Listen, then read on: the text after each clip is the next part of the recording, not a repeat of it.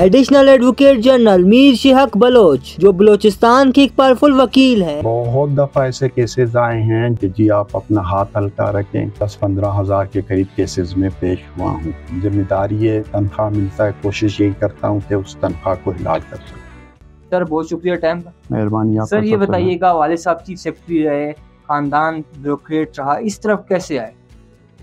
والد صاحب جب بیوروکریسی میں تھے تو ہم نے اس کے اندر مطلب کچھ ایسی چیزیں بلکہ میں نے محسوس کی تو میں نے کہا نہیں یہ فیلڈ اتنا صحیح نہیں ہے۔ ایک تو یہ تھا کہ کبھی یہاں ٹرانسفر ہو رہا ہے، کبھی وہاں ٹرانسفر ہو رہے ہیں، مطلب آپ کا 6 مہینے ایک ڈسٹرکٹ میں اسکولنگ ہو رہا ہے، پھر 6 مہینے دوسرے ڈسٹرکٹ میں۔ بیوروکریسی پہ سیاسی پریشر بہت زیادہ تھا۔ جتنے بھی بھائی ہیں کسی نے بھی بیوروکریسی کی طرف کبھی سوچا بھی نہیں یا کچھ نہیں کیا، تو بس وکالت میں آگے آج دن تک وکالت میں چل رہے ہیں۔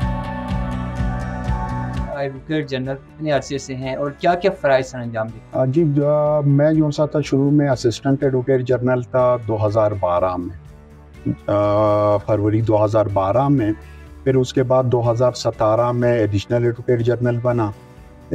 اس کے اندر ہم جو فرائض انجام دیتے ہیں اس کے اندر زیادہ تر کانسٹیٹیوشن پٹیشن جو گورنمنٹ کے اگینسٹ ہوتے ہیں ان میں ہم پیش ہوتے ہیں، یا پھر کچھ ایسے کیسز ہوتے ہیں جو سول سے نیچے اوپر آتے ہیں، سول ریویژن ہو گیا یا RFA ہو گئے یا پولیس میٹر ہو گئے یا مسنگ پرسن کے کیسز ہو گئے یا ٹینڈر کے کیسز ہو گئے یا اپوائنٹمنٹ کے کیسز وغیرہ ہو گئے یا پبلک انٹرسٹ کے کیسز ہو گئے، تو ان میں پھر ہم زیادہ تر پیش ہوتے ہیں۔ سر یہ بتائیے گا آج تک کون کون سے کیسز ایسے ہیں جو آپ جیت چکے ہیں اور حکومت کو آپ نے ریلیف دلوایا ہے؟ دیکھیں کیسز کا آپ بات کرتے ہو تو میں تقریباً اس وقت اگر میں آپ کو یہ بات کہوں کہ میں اگر پیش نہیں ہوا ہے کوئی 10-15 ہزار کے قریب کیسز میں پیش ہوا ہوں، اور اگر آپ اس کا ریشو نکالیں تو 80% جو انسا تھا جن کو جیتا ہے۔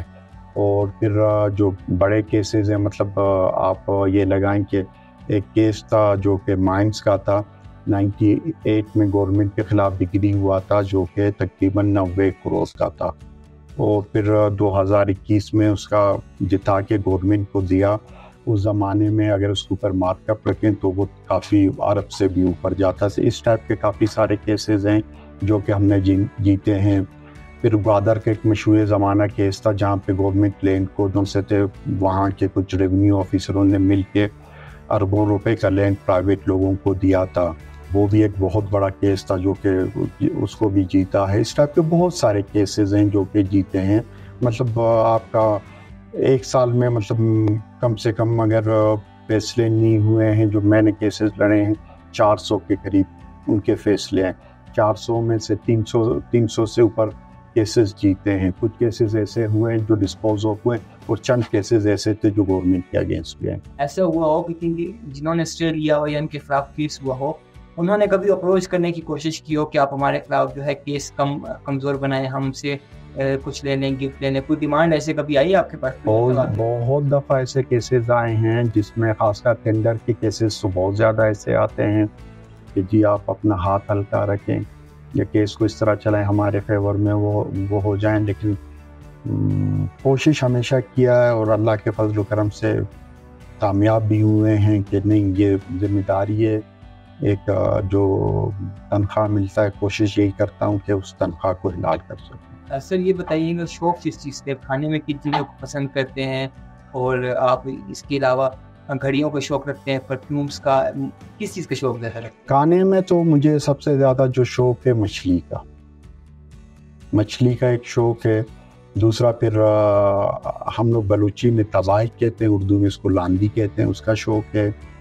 باقی پرفیومز وغیرہ کا حد سے زیادہ شوق ہے، گھڑیوں کا بھی اسی طرح حد سے زیادہ شوق ہے، سوٹ پہننے کا مجھے ایک بڑا شوق ہے، جوتوں کا بڑا شوق ہے۔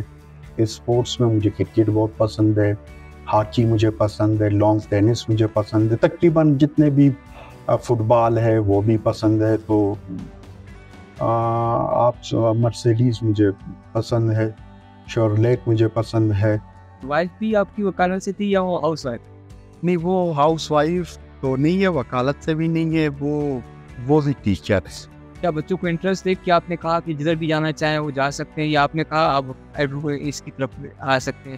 نہیں، میں نے شروع دن سے بچوں کو کہا کہ جی جو بھی آپ بننا چاہتے، جو سا بھی آپ کو فیلڈ پسند ہے آپ وہاں پہ جائیں۔